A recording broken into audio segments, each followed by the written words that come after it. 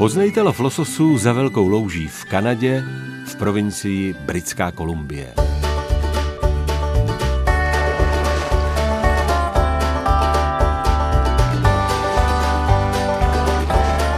Společně navštívíme řeky Fraser, Squamish, Kitimet a soutok Nass s řekou Meziadin.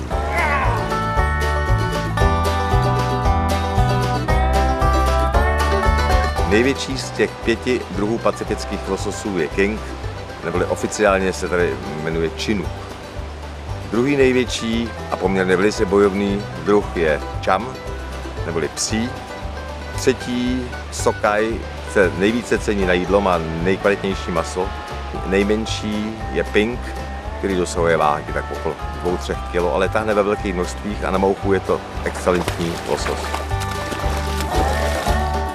Lososy jsme chytali až u hranic Aljašky, často pod dohledem majestátních medvědů grizzly.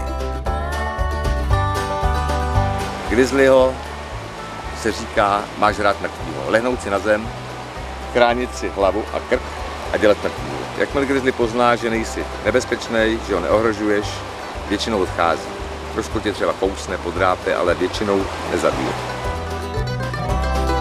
Zavedeme vás na řeku Fraser, kde jsme lovili prehistorické jesetery. Poznejte s námi rybolov v Britské Kolumbii, kde se stále nacházejí stovky čtverečních kilometrů, kam zatím nevkročila lidská noha. Navštívíte s námi řeky, které se právem nazývají nejlososovatější řeky světa.